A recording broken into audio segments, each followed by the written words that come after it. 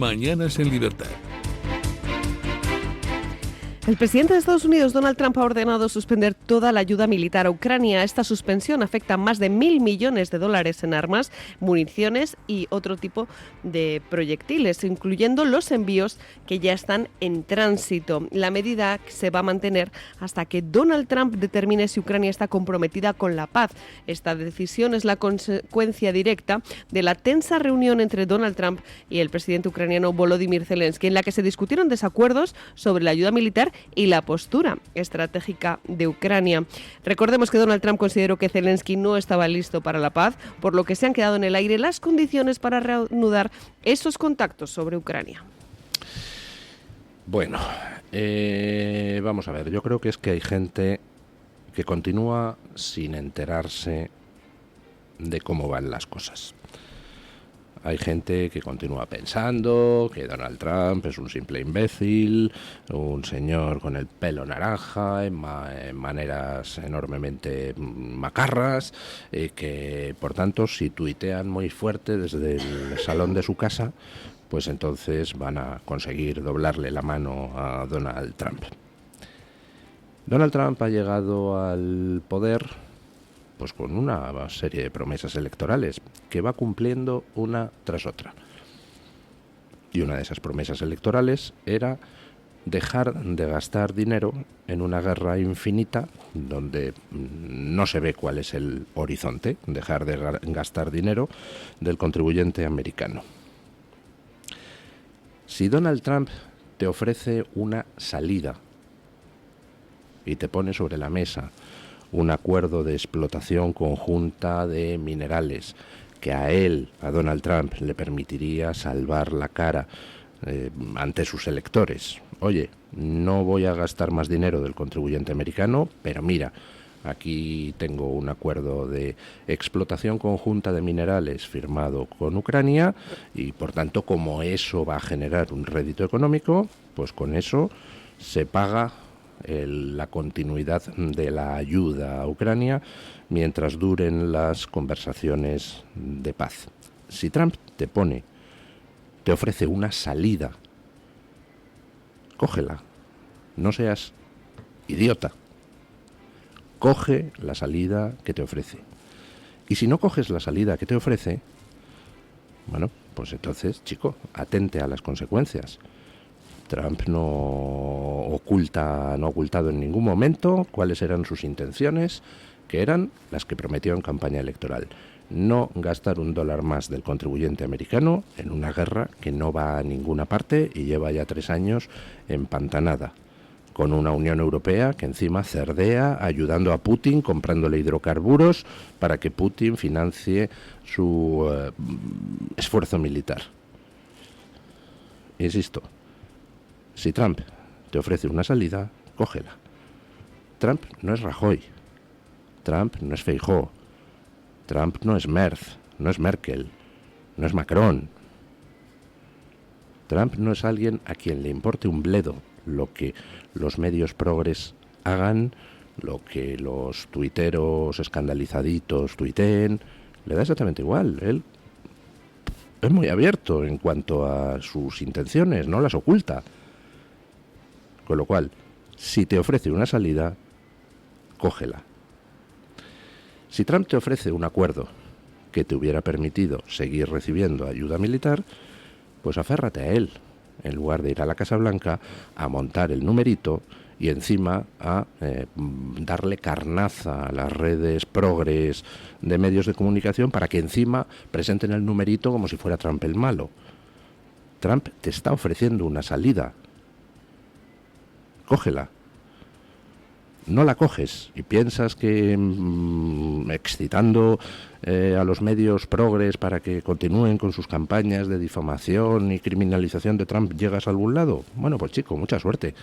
Adelante con los faroles y pues nada, ahora ponte en manos de la Unión Europea, que seguro que te va a ayudar a sacar adelante esa guerra infinita. Ayer Zelensky pues se le ocurrió hacer una declaración, pues que dices, chico, este hombre ha perdido el norte completamente. se le ocurrió declarar que la guerra va para largo. Pues ¿para qué más? ¿Para qué necesita Trump más que esa declaración? ¿Que la guerra va para largo? Pues mira, estupendo. Pero con dinero americano, no. Habla con Ursula von der Leyen, que seguro que te resuelve el problema. Vamos a ver. Recalco lo que dije al principio. Hay gente que no se ha enterado de cómo va la película. En la primera legislatura de Trump, pues a Trump se lo cargaron y lo boicotearon de mala manera por un problema fundamental, y es que Trump no cumplió una de sus promesas electorales. Trump llegó al poder en 2016 prometiendo que iba a drenar la ciénaga de Washington, drain the swamp. Y no pudo porque no tenía un partido alineado detrás, porque toda la administración estaba plagada de sectarios progres, y bueno, pues le boicotearon todo lo que pudieron. Y Trump, al final de su legislatura, después de ver cómo montaban el número del asalto al Capitolio, donde quizá ahora nos enteremos de cuál es el número exacto de infiltrados del FBI que había en esa turba. O sea, sabemos que había infiltrados del FBI en esa turba, y bueno, pues lo que no sabemos es el número exacto y las identidades. Lo sabemos porque se declaró en el Congreso de los Estados Unidos que efectivamente los había. Bueno, yo creo que a lo mejor ahora nos enteramos de quién demonios organizó ese asalto al Capitolio con el que se le pegó a Trump la patada. Y Trump vivió una humillación histórica. El presidente americano, el presidente de la potencia más importante del mundo, vio cómo las redes sociales cancelaban sus cuentas, cómo se silenciaba al presidente americano, lanzando al mundo el mensaje de que el presidente americano no es la persona más poderosa del mundo, sino que hay otros por encima que son capaces de silenciarle la cuenta. Y Trump aprendió la lección, y por si le quedara alguna duda, pues hace no demasiados meses, aunque parezca que fue en el Pleistoceno, Trump se libró por 5 milímetros, 7 milímetros, de que le volaran la cabeza de un disparo. Probablemente todos aquellos que, en fin, querían evitar a toda costa que Trump llegara al poder y destapara sus inmensas redes de corrupción con dinero público, redes de corrupción nacionales e internacionales. Y Trump, por si no tenía suficiente con las lecciones aprendidas en la primera legislatura, pues ese día, el día del fight, pues vio que a lo que se enfrenta es a una auténtica mafia. Y Trump pues está demostrando con sus acciones que tiene muy claro, primero, que las promesas electorales hay que cumplirlas todas, empezando por el drain the swamp, el drenar la ciénaga. Y segundo, pues que no va a perder el tiempo.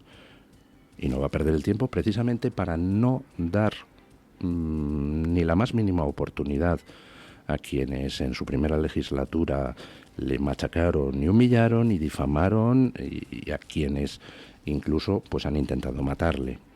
Entonces, volviendo al principio, Trump llegó al poder prometiendo cortar la ayuda a Ucrania. Si te ofrece una salida, querido Zelensky, cógela, en lugar de tratar de continuar con técnicas que dieron su fruto en la primera legislatura, porque, bueno, pues Trump no tenía verdaderamente el poder. Ocupaba la presidencia de los Estados Unidos, pero el poder estaba en otra parte. Ahora no. Ahora Trump está en la Casa Blanca. Trump tiene además una cohorte de colaboradores tan halcones como él, o más halcones que él, y si te ofrece una salida, es inteligente y sobre todo es bueno para tu pueblo, que la cojas. Y si no la coges y te permites desafiar a Trump, dice con declaraciones encima del tipo de la guerra va para largo, pues chico, ¿qué quieres que te diga? Yo que Zelensky me iba al rincón de pensar y me haría una pregunta muy simple. ¿Estoy ayudando a mi pueblo? ¿Estoy ayudando a Ucrania confrontando con Trump? ¿Estoy ayudando a Ucrania poniéndome en manos de esa Unión Europea que lleva 3 años cerdeando con la guerra? Yo creo que la respuesta es que no, pero cada cual hace con su vida lo que le dé la gana. Desde luego, si alguien piensa que le va a doblar la mano a Trump tuiteando muy fuerte, pues se puede ir olvidando. En fin, aquí en Europa pues empiezan a plantearse cosas que la gente de a pie ya se está planteando viendo lo que sucede en Argentina o en Estados Unidos.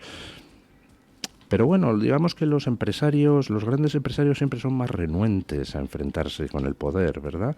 Bueno, pues, hombre, por primera vez parece que empiezan a lanzar mensajes en el sentido correcto. Las empresas de telecomunicaciones, las telecos, pues se han pronunciado contra la Unión Europea reclamando un DOGE. DOGE es el departamento que dirige Elon Musk en Estados Unidos. Escuchen. El sector de las telecomunicaciones europeas ha subido el tono contra la regulación en la Unión Europea durante el Mobile World Congress. El CEO de Deutsche Telekom criticó la fragmentación del mercado con 270 reguladores en Europa y pidió un modelo más eficiente como el de Estados Unidos, en referencia a la estrategia de reducción del gobierno que está llevando a cabo Elon Musk. El propio Mark Murtra, presidente de Telefónica, también denunció el exceso de regulación y la baja rentabilidad del sector. Empresas que operan en España, como Vodafone y Orange, insistieron en la necesidad de incentivar el crecimiento del sector de las telecomunicaciones. Los directivos alentaron sobre el retraso tecnológico que se vive en Europa, con un 5G aún poco extendido y muy poca inversión en infraestructuras en comparación con Estados Unidos y China. Bueno, pues pusieron el dedo en la llaga estos empresarios. Resulta que tenemos una serie infinita y siempre creciente de reglamentaciones, y mientras que China se dedica a desarrollarse industrialmente, comercialmente, científicamente, mientras que Estados Unidos, pues evidentemente va a ir por la senda de aprovechar hasta el último recurso natural, de tratar de quitar la máxima burocracia posible, de animar a las empresas a emprender lo más que puedan.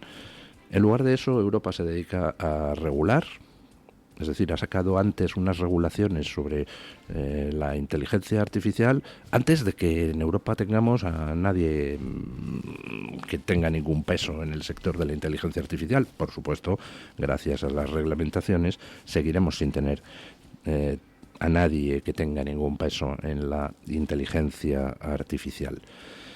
En estos momentos, innovar en Europa es una cruz.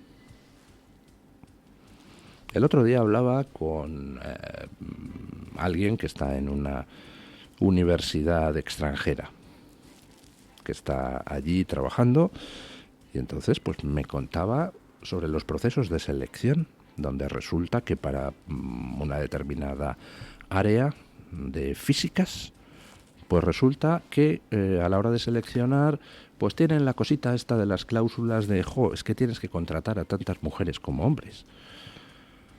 Y si puedes contratar a más mujeres que hombres, mejor. Y dices, ¿y por qué? Dice, vamos a ver, si tengo 23 candidatos, tengo que cubrir 5 plazas. De esos 23, 21 son hombres y 2 son mujeres. Y esas 2 mujeres, pues no están entre los 5 más dotados para la investigación y la enseñanza y demás. ¿Por qué tengo que coger a esas 2? Porque son mujeres. Es una perfecta estupidez. Se podría dar el caso inverso y posiblemente se dé en otras carreras. Por ejemplo, supongo que en otras carreras tipo biología, tipo judicatura, pues hay más candidatos mujeres que hombres y hay tantas o más mujeres brillantes que hombres brillantes. ¿Por qué vas a tener que coger, por ejemplo, al 50%? Si hay más mujeres brillantes, pues las coges. Es todo ridículo, todo estúpido, todo ideológico. Cuando lo que a Europa le hace falta, si quiere emprender, si quiere innovar, si quiere patentar, si quiere que sus empresas tengan peso en el mundo, pues es dejar que las universidades, las empresas, pues funcionen de acuerdo con las reglas de la meritocracia y del mercado. A la hora de seleccionar candidatos, seleccionar a los mejores, independientemente de su raza, sexo, orientación sexual. Y a la hora de emprender, innovar, pues recortar, pero al 100% o al 99% en las reglamentaciones. Tratar de que la burocracia no ahogue al empresario y no ahogue al docente e investigador. Pues nada, nosotros aquí seguimos en Europa a lo nuestro, mientras Estados Unidos nos adelanta en crecimiento de PIB desde hace ya muchos años, mientras China nos come, y aquí siguen en Europa haciendo el canelo. Bueno, pues ya era hora de que alguien dijera que necesitamos a un Elon Musk metiendo la motosierra en la administración pública y en las reglamentaciones públicas. Mientras tanto, pues todas las contradicciones afloran, y es bueno que sea así. Yo creo que es necesario que se visualicen esas contradicciones, que todo el mundo se quite las máscaras y que se vea dónde está cada uno. Escuchen lo que ha pasado en Alemania con el equivalente del PP allí. Les hablamos ahora de la conformación de gobierno en Alemania porque el Bundestag ha decidido excluir a la AfD de la vicepresidencia del Parlamento alemán, a pesar de que el partido quedó en segundo lugar en las elecciones con un 21% de los votos. Friedrich Merz, el líder de la CDU, anunció que bloqueará cualquier cargo público para la AfD, una medida respaldada por los partidos de izquierdas. Aunque el reglamento del Bundestag estipula que todos los grupos parlamentarios deben estar representados en la cúpula del Parlamento, los demás partidos han optado por no aplicar esta norma en el caso de la AfD, argumentando razones democráticas. Por su parte, el portavoz de la AfD calificó la decisión precisamente de antidemocrática, mientras que el SPD celebró esta medida diciendo que es algo responsable para evitar que el partido gane influencia en las instituciones. Mientras tanto, la CDU negocia una coalición con el SPD, lo que habría llevado a Merz a cambiar su discurso sobre inmigración y así allanar el camino de Merz para ser canciller alemán. Bueno. Pues ya saben ustedes lo que ha pasado en Alemania. Fuerza más votada, el Partido Popular de allí. Segunda fuerza más votada, la AfD, que no es exactamente el Vox de aquí. De hecho, están en eurogrupos distintos en el Parlamento Europeo, pero ocupa el nicho electoral de Vox allí en Alemania. Tercera fuerza, los socialistas, después de obtener su peor resultado histórico. Y entonces, pues va el Partido Popular Alemán y no solo ofrece a los socialistas, a los que han llevado a Alemania al desastre en el que está en estos momentos, económicamente, con una recesión que dura ya 2 años, socialmente, con pues una situación en las calles explosiva. No solo ofrecen un acuerdo de gobierno a los socialistas, pudiendo ofrecérselo a la AfD, sino que encima pactan con la izquierda hacer un cordón sanitario a la AfD. Es decir, excluirla de los puestos en el Congreso alemán, en el Bundestag, que les correspondería por su peso numérico en la Cámara. Allí, como aquí, pues hombre, los puestos, por ejemplo, en la mesa del Congreso, hay que distribuirlos de acuerdo con el peso que cada uno tenga. Tú no puedes coger y excluir de la mesa del Congreso, o no deberías, al segundo partido más votado. Bueno, pues en Alemania el Partido Popular de allí ha decidido pactar con los socialistas y además poner un cordón sanitario a la AfD, excluyendo a la AfD, por ejemplo, de la mesa del Bundestag, de la mesa del Congreso de allí. Y la AfD, a pesar de ser el segundo partido más votado, por delante de los socialistas y de todos los demás, pues se va a quedar sin la vicepresidencia del Bundestag que le correspondería. ¿En qué sentido esto es interesante para los españoles? Pues hombre, en el sentido de preludiar lo que va a pasar aquí en España. Aquí en España, después de las próximas elecciones, pues ganará el PP prácticamente sin duda. Bueno, yo iba a decir prácticamente sin duda, pero seguro que si Feijóo se pone a ello, Sánchez queda por delante. Bueno, primer y segundo puesto van a ser para PP y PSOE, o PSOE y PP. Y el tercer puesto, a mucha distancia de todos los demás, va a ser para Vox. Es lo que están diciendo todas las encuestas desde hace tiempo.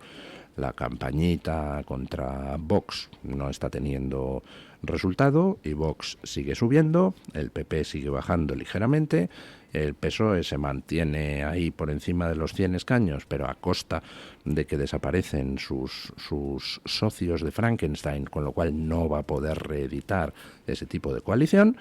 ¿Y qué es lo que va a pasar? Pues lo que va a pasar es lo que ha pasado en Alemania, que entre el Partido Popular y el Vox de allí suman mayoría, pero el Partido Popular va a pactar el gobierno con el Partido Socialista. No les quepa a ustedes ni la más mínima duda. Está pasando en Austria, está pasando en Alemania y pasará aquí en España.